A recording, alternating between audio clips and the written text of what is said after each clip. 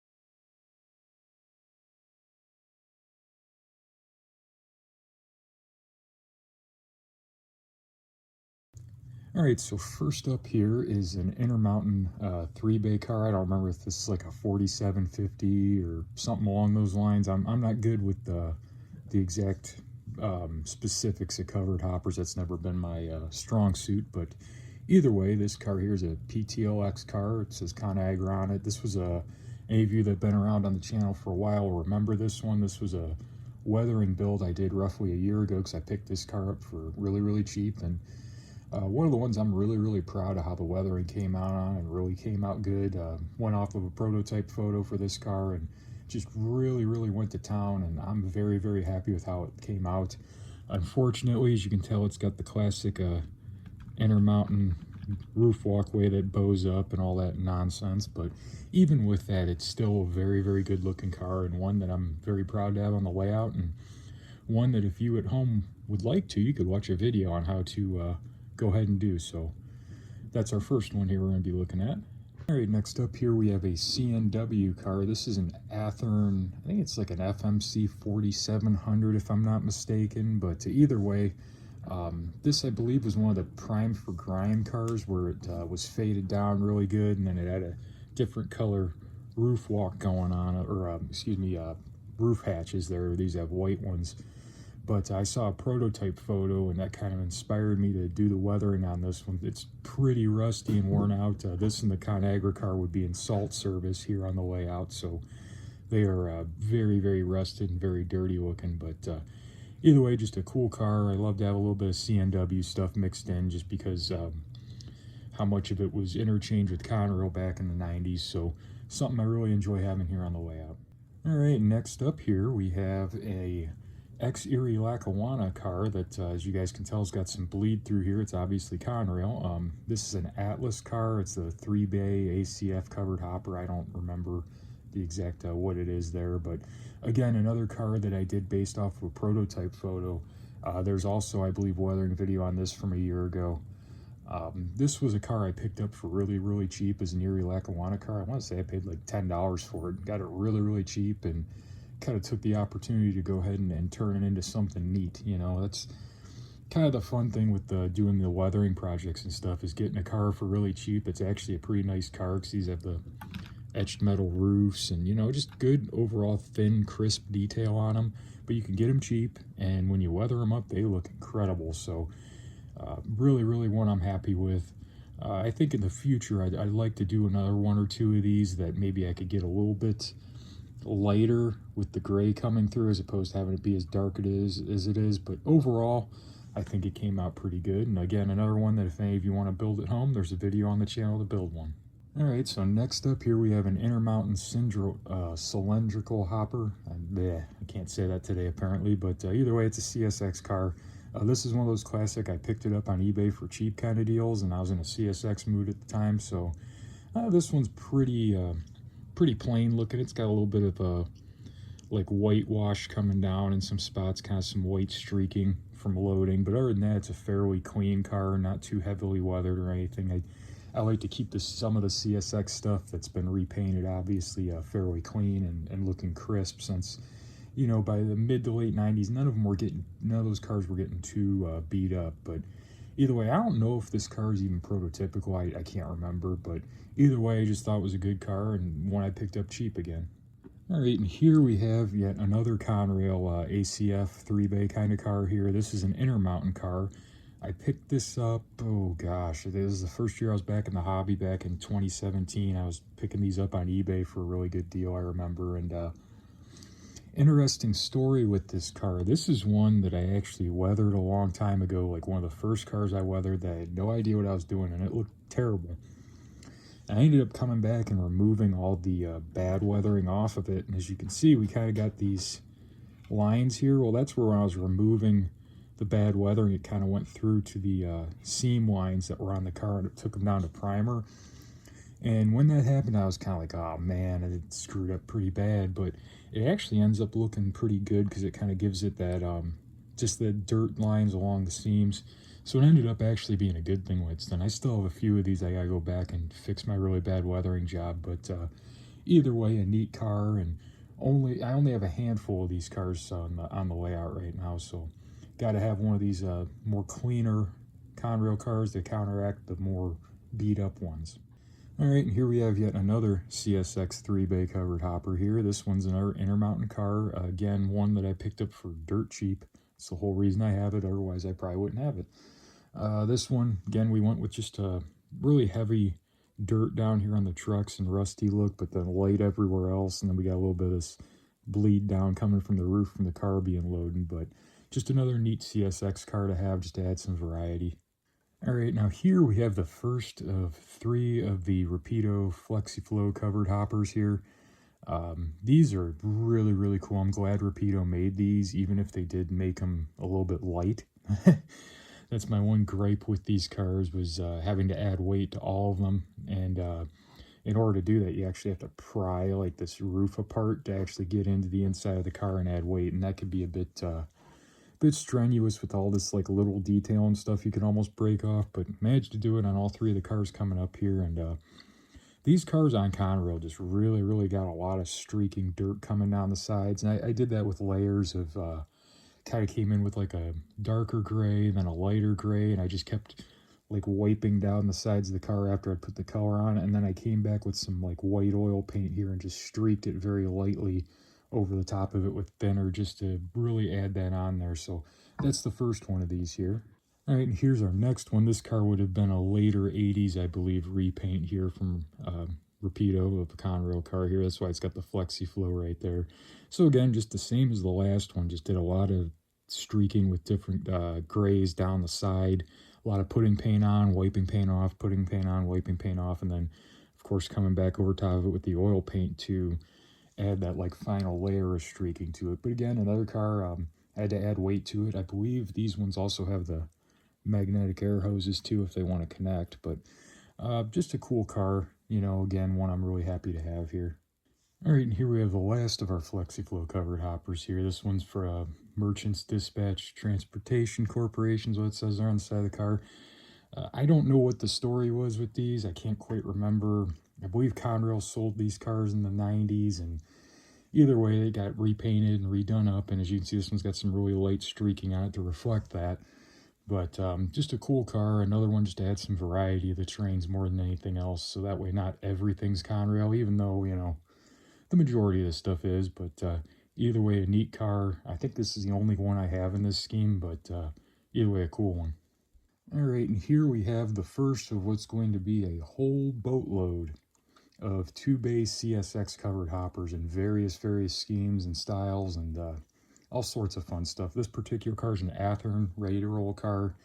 that I just did a basic weathering to. Again, just did some streaking. And then this one has the, oh, what the heck, the baking soda deal stuck on there to simulate spilled cement on it.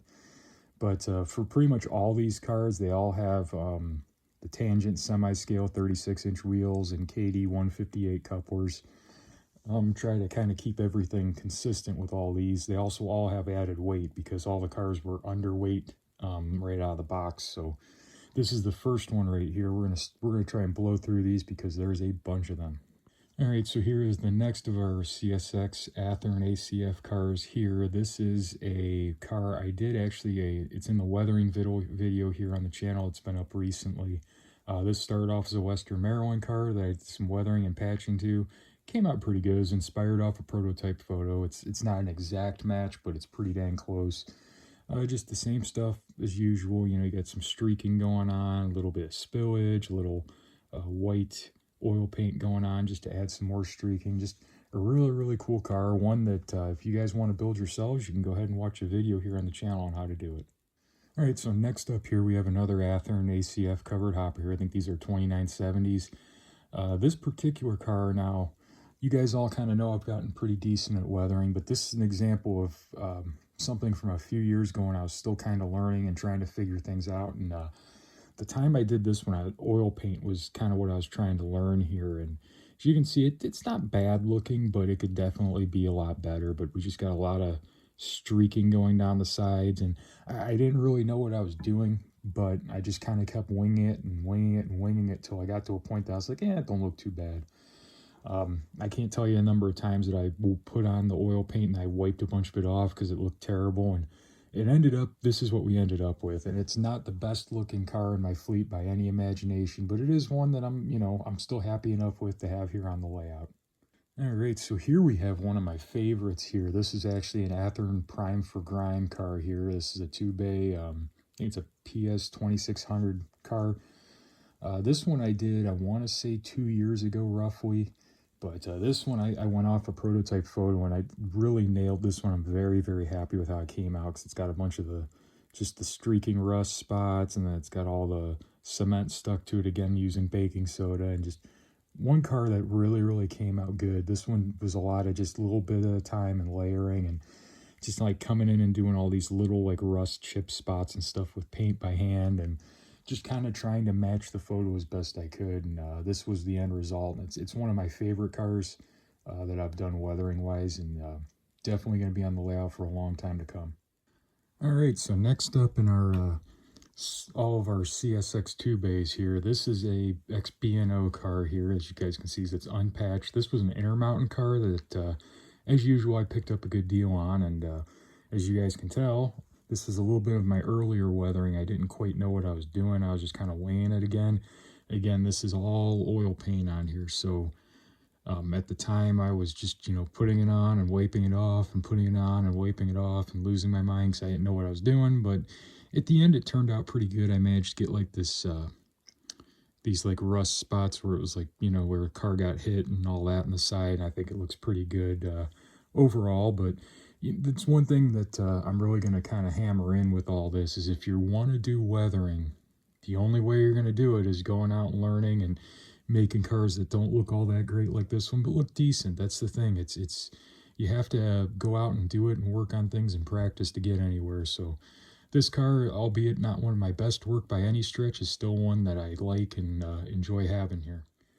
Alright, so here we have yet another Athearn ACF 2970, I think is what these are. Just another plain Jane CSX 2-bay covered hopper.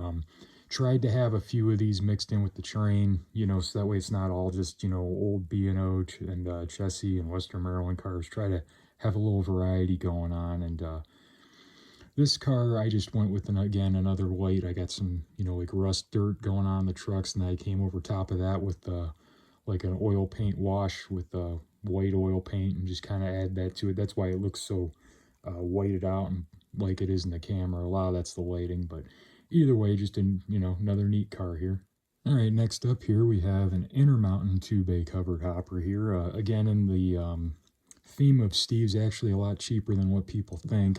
This is a car I picked up for with another car that I got a really good deal on again, so I went ahead and was kind of starting to get an idea on how to do the weathering with these, but I didn't quite know for sure just yet. And overall, it didn't come out bad. We got some like rust kind of going on up here at the top, and then of course the top of the car is all rusty and a little bit of a white washed on the side. I hadn't quite figured that out just yet, but got the baking soda up on the top. This is one of the first cars I think I did that on, but either way, just one that kind of, it isn't my best work, but it does blend in with the train nicely.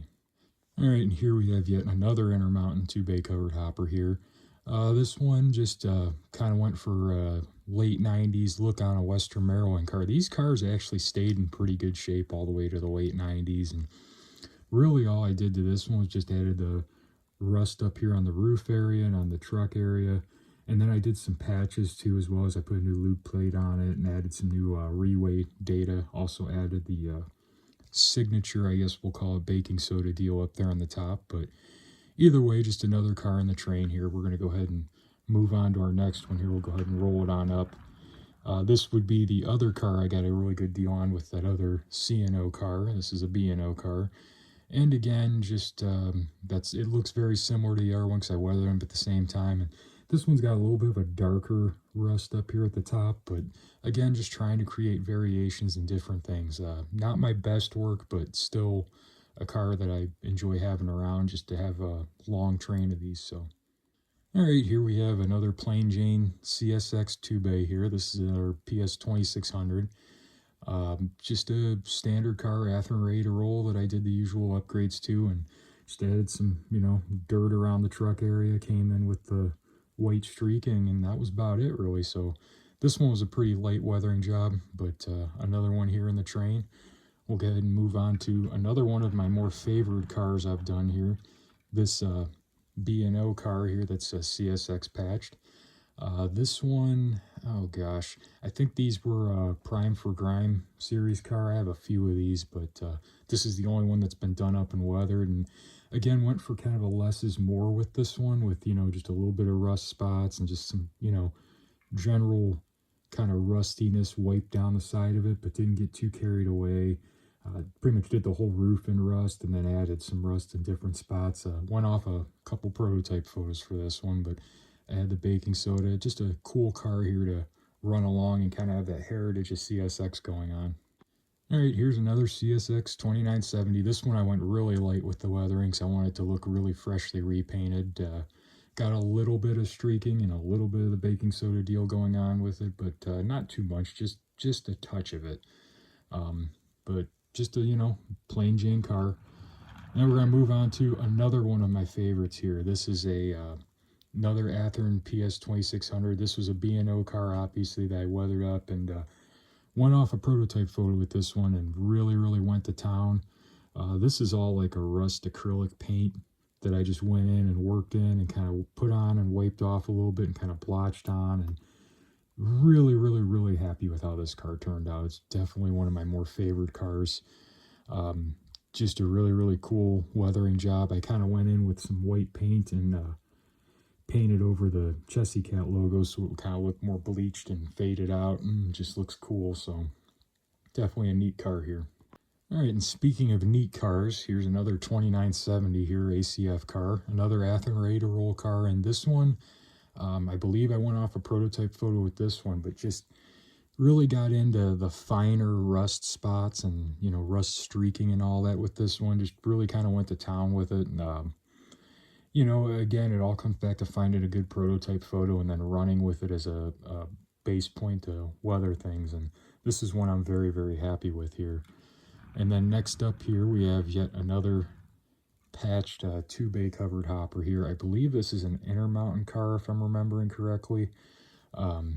This was kind of one of my earlier attempts at doing weathering again. And this one I had a pretty good idea what I was doing. I was kind of starting to figure out the oil paints because it's all oil paint underneath the white oil paint that's streaking. And it just took a lot of time and a lot of effort to really figure all that out. But in the end, another neat car to have running around here. All right, and here we have the first of two Atlas 3-bay, these little short covered hoppers here. I can't remember exactly what the size is on them, but either way, this is the reason I really want to mention about this car is that this is actually one that I custom repainted and weathered. Didn't do much weathering, but either way, I repainted it. And it's kind of one of those things where I tend to buy things that are cheap and I like to get good deals. And this car, I think I got in a lot with like 10 other cars for like 30 or 40 bucks. And that's kind of my MO, is if I can get a bunch of cars for cheap that I could repaint or redo, I'd rather do that than spend a bunch of money trying to hunt down a specific paint scheme or anything. So that's the whole reason this car is even on the layouts, because I got it cheap and I got a good deal on it. All right, next we have yet another 2970 here. This is also from the weathering video I put out here a few months back. Just another one of those situations where I got a really good deal on a car and found a prototype photo that I thought was neat.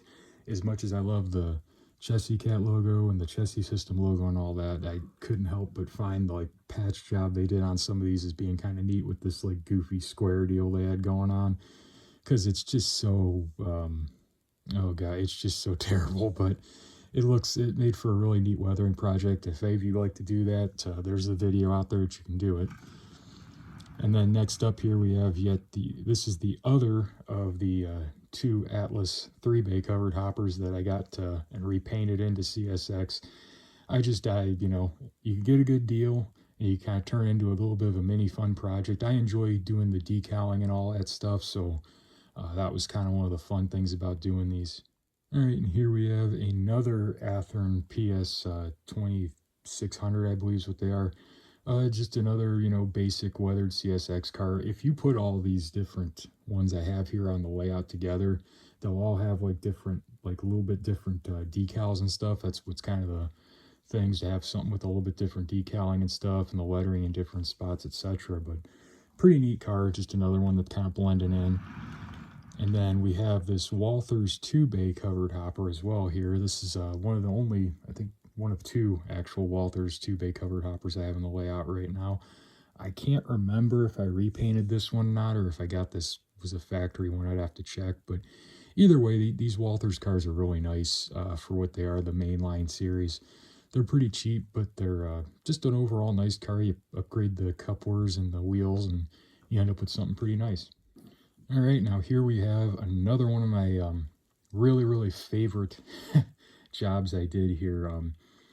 This C&O car, this is an Athearn car, and if you look at this, you kind of see how it's got this like spotty rust deal going on with it here. This just kind of like spotty, like, you know, little like spots of rust.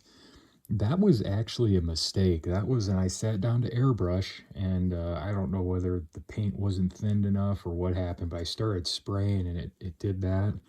And I had one of those like, oh no moments, because I was just like, oh, how am I ever going to fix this? And I ended up leaving it be and coming back, and I did like a wash over top of it, and I came in and did all this like work with acrylics along the edges, acrylic paints, and just kind of used it to accent that, and it really made that look good in the end. If you guys would have seen this after I did that airbrush, and you would have been like, oh my gosh, Steve, you ruined a good car. But that's one thing that's really important about weathering, is not panicking when you make a mistake, and figuring out a way to turn it into something better. Because now I think this looks incredible with that little, like, you know, with those spots of rust all over it. But when I first did that with the airbrush, I thought, oh man, I really screwed up. But either way, a car that I really like having on the layout here. I also did some patching on it too, but a really neat one. All right, and here we have another CSX ACF 2970 Athearn car. Just another one, you know, we got a bunch of them. Just another one, nothing too fancy to see here.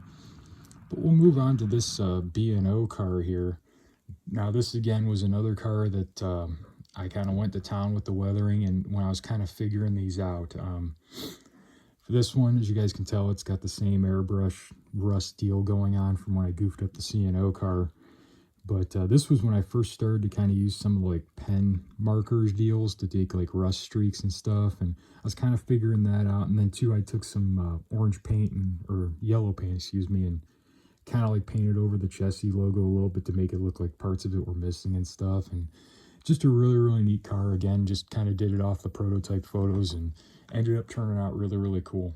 All right, and here we have one beat up L&N car here. One of the Family Lines cars. This one we got a little bit overzealous with the cement sticking to the side of it, but either way, it's cool. Kind of, the rust job on this one I wasn't too happy with. That's kind of why the cement came out kind of heavy over the top of it, and it kind of hides the fact that the rust didn't come out as good as I'd like, because you can see, it's got that rust streaking going on in the background, but you can't see where this looks terrible. Kind of distracts you from that. So that was kind of a car that, again, I wasn't happy with at first, but ended up turning out pretty good.